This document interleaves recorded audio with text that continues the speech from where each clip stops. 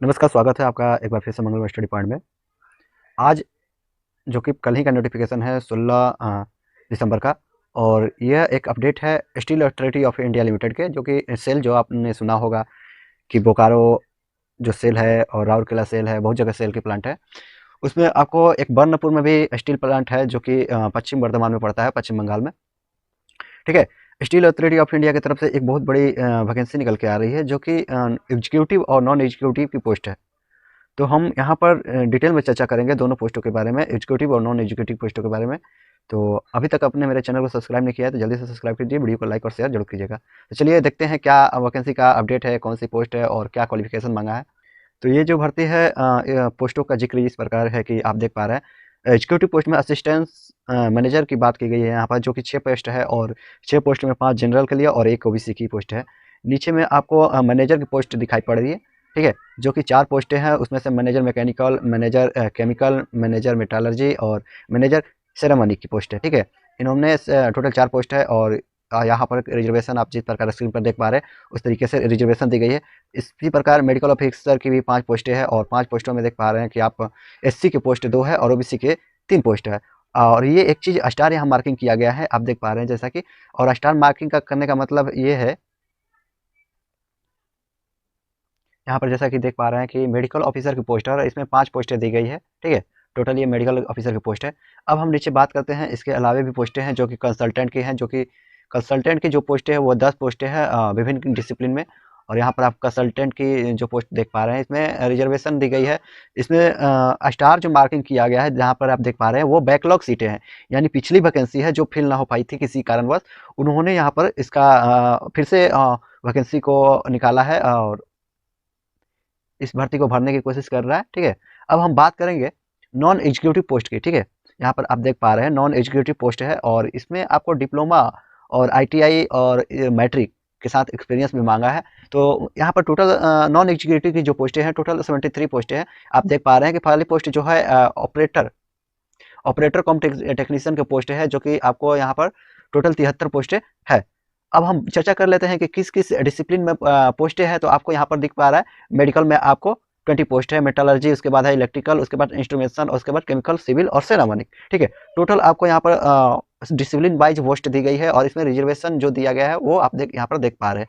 जैसे कि ईआर की पोस्ट है 27, एससी की 19 और एसटी की 5 पोस्ट और ओबीसी की 19 और ईडब्ल्यूएस, इसमें पीडब्ल्यूडी की भी सीटें दी गई है, जो कि ओएच के लिए 3 सीट और एचएच के लिए 11 सीट। 3 सीट जो है ऑर्थोपेडिकली हैंडीकैप, और जो 11 सीट है हियरिंग हैंडीकैप के लिए, और ईएसएम के लिए भी 10 पोस्ट दी है। टोटल 73 पोस्टें दी गई है। इसमें बैकलॉग की भी सीटें हैं, ठीक है। अब हम बात कर लेते हैं अटेंडेंट कम टेक्नीशियन की। तो इसमें टोटल 40 पोस्ट है, ठीक है। टेक्नीशियन को पोस्ट 40 है, इसमें फिटर, इलेक्ट्रिशियन, टर्नर, वेल्डर और हैवी व्हीकल ड्राइवर। ड्राइवर की भी यहाँ पर सीट निकाली गई है, आप जैसा कि देख पा रहे हैं 10 ड्राइवर की, और फिटर की ट्रेड की 13, और इलेक्ट्रिशियन की 10, और टर्नर की 5, वेल्डर की 2 सीटें निकाली गई है। यहाँ पर आप देख पा रहे हैं इसमें भी रिजर्वेशन आपको दिया गया है, टोटल 40 पोस्ट है, ठीक है। बैकलॉग सीटें भी इसमें रखी गई है। अब हम इन सब के बारे में चर्चा कर रहे हैं। उसके बाद ऑपरेटर कम टेक्नीशियन की जो बॉयलर ऑपरेशन है उसकी पोस्ट निकाली गई है, टोटल 13, और उसमें अटेंडेंट कम टेक्नीशियन बॉयलर ऑपरेशन की पोस्ट है 7, ठीक है, जैसा कि आप यहाँ पर देख पा रहे हैं। अब यहाँ पर जो पोस्टें हैं वो 13 पोस्टें हैं, और अटेंडेंट कम टेक्नीशियन की 7 पोस्टें हैं टोटल, आपको यहाँ पर जो दिखाई पड़ रहा है स्क्रीन पर। तो इस तरीके से ये पोस्टें हैं। और हम बात कर लेते हैं इसके बाद की,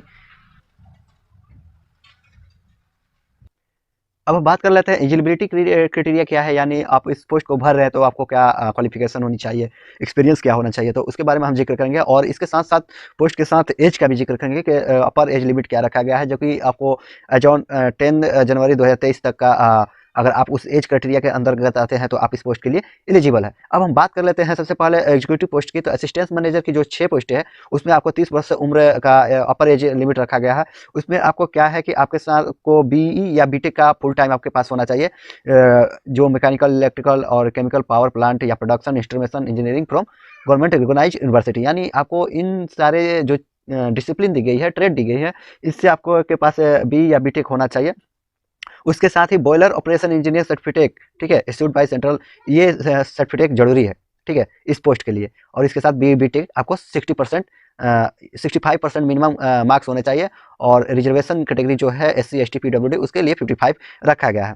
अब हम बात कर लेते हैं मैनेजर की, जो मैकेनिकल का है वो एक पोस्ट है और 35 ईयर अपर एज लिमिट रखा गया है। इसमें भी बी.टेक मांगा गया है विभिन्न डिसिप्लिन से। उसके साथ ही पोस्ट क्वालिफिकेशन एक्सपीरियंस होना चाहिए आपको 7 वर्ष का, ठीक है। अब मैनेजर की बात कर लेते हैं। मैनेजर का भी एक पोस्ट है जिसमें केमिकल मैनेजर का पोस्ट है एक, जिसमें 35 अपर एज लिमिट मांगा गया है। इसमें भी आपको देख पा रहे हैं ये post qualification experience of at least 7 years मांगा गया है। उसके साथ बी.टेक मांगा गया है, ठीक है। ऐसे ही मैनेजर का है, देख पा रहे हैं मैनेजर हो गया मेटलर्जी और सेरेमनी का हो गया। मेडिकल ऑफिसर की हम बात कर लेते हैं। यहाँ पर मेडिकल ऑफिसर की जो 5 पोस्ट है उसके लिए अपर एज लिमिट 34 मांगा गया है। MBBS होने चाहिए, ठीक है। MBBS की डिग्री आपके पास होनी चाहिए। 1 ईयर्स पोस्ट क्वालिफिकेशन एक्सपीरियंस होना चाहिए, ठीक है। आफ्टर इंटर्नशिप, यानी इंटर्नशिप के बाद आपके पास 1 ईयर्स पोस्ट क्वालिफिकेशन एक्सपीरियंस होना चाहिए किसी भी गवर्नमेंट रिकॉग्नाइज मेडिकल कॉलेज में। कोई भी मेडिकल कॉलेज में आपके पास होना चाहिए जो गवर्नमेंट के द्वारा चिन्हित किए गए हैं। उसके बाद कंसल्टेंट की बात कर लेते हैं। कंसल्टेंट जो ऑब्स्टेट्रिक एंड जेनेकोलॉजी जो पोस्ट है वो 2 पोस्टें हैं और आपको PG होना चाहिए, PG डिग्री, ठीक है। इसके साथ 3 ईयर्स का आपके पास पोस्ट क्वालिफिकेशन होना चाहिए, एक्सपीरियंस होना चाहिए, ठीक है। इसमें विभिन्न तरह की पोस्टें हैं और उसके लिए विभिन्न प्रकार की डिग्रियां मांगा गया है, एक्सपीरियंस मांगा गया है, ठीक है। तो आप जैसा कि स्क्रीन पर देख पा रहे हैं। अब उसके बाद हम चर्चा कर लेते हैं नॉन एग्जीक्यूटिव पोस्ट की। तो नॉन एग्जीक्यूटिव पोस्ट की चर्चा करते हैं। तो इसमें सबसे पहले आ जाता है ऑपरेटर कम टेक्नीशियन, यानी ट्रेनी की पोस्ट मैकेनिकल डिसिप्लिन की, यानी मैकेनिकल ट्रेड की।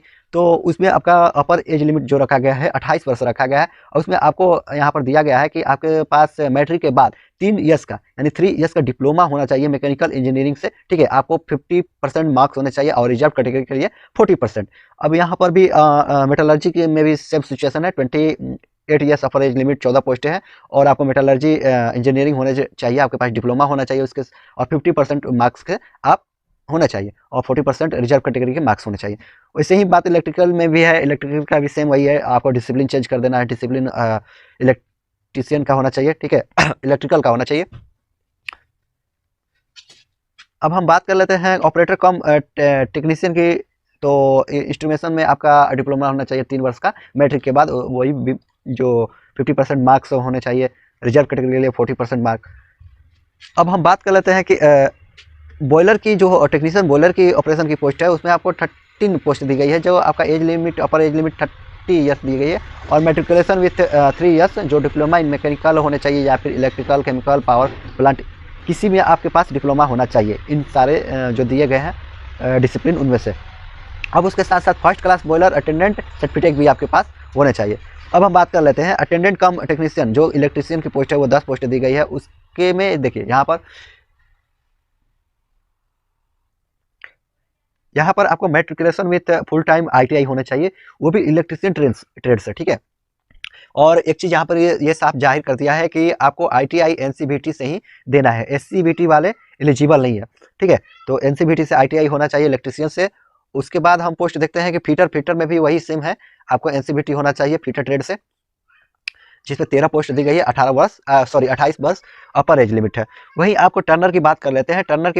तो टर्नर से आपके पास ITI होना चाहिए NCVT से, ठीक है। 5 पोस्ट दे रखे हैं। और अटेंडेंट के जो टेक्नीशियन की पोस्ट है वो वेल्डर की पोस्ट है, ये इसमें 2 पोस्ट दी गई है, वो वेल्डर होने चाहिए NCVT से।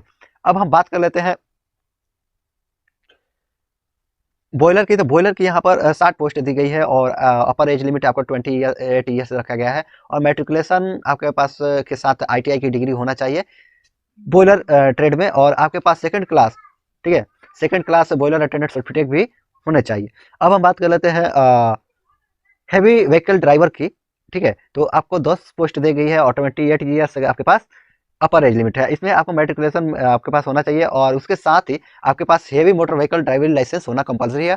और उसके अलावा आपके पास मिनिमम 1 ईयर्स का पोस्ट क्वालिफिकेशन एक्सपीरियंस होना चाहिए आफ्टर मैट्रिकुलेशन, यानी मैट्रिकुलेशन के बाद इन ऑपरेशन ऑफ हॉलपैक्स और डंपर या फिर hydraulic mobile crane, bulldozer, chain mountain loader, ठीक है, व्हील, इन सारे चीज़ों में आपके पास 1 ईयर एक्सपीरियंस होना कंपलसरी है, ठीक है। अब हम आगे बात करते हैं कि पोस्ट अप्लाई करने की फ़ी कितनी रखी गई है। तो आपको यहाँ पर दिखाई पड़ रहा है कि जो एग्जीक्यूटिव पोस्टें हैं उनकी फ़ी रखी गई है 700 और 200 प्रोसेसिंग चार्ज रखी गई है, ठीक है।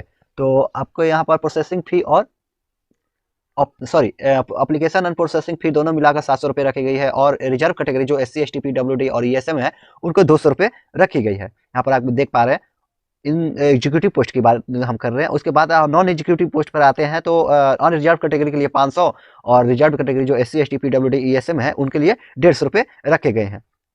ठीक है, अब कब कैसे करना है, तो अब अप्लाई कैसे करना है, तो अप्लाई आपको 20 दिसंबर से अप्लाई होना स्टार्ट हो जाएंगे, और आपको www.cell.co.in पर जाना है और करियर सेक्शन में अप्लाई करने का ऑप्शन दिया रहेगा। ठीक है, वहाँ पर रजिस्ट्रेशन करके आपको अपने शैक्षणिक योग्यता के अनुसार फॉर्म को फिल कर लेने हैं। ठीक है, यहाँ पर आप देख पा रहे हैं कि यहाँ पर दिया हुआ है स्टार्ट ऑनलाइन एप्लीकेशन 20 से। ठीक है, और क्लोजिंग डेट जो है 10 जनवरी है। तो देर नहीं करना, जल्दी से अप्लाई कर लीजिए, क्योंकि क्लोजिंग डेट का इंतजार मत कीजिए। उससे अच्छा है, बेहतर कि आप 20 से जैसे ही फॉर्म अप्लाई होना स्टार्ट होता है अप्लाई कर लीजिए। अगर अभी तक मेरे चैनल को सब्सक्राइब नहीं किया है तो जैसे चैनल को जरूर सब्सक्राइब करें, वीडियो को लाइक और शेयर जरूर करें। थैंक यू, धन्यवाद।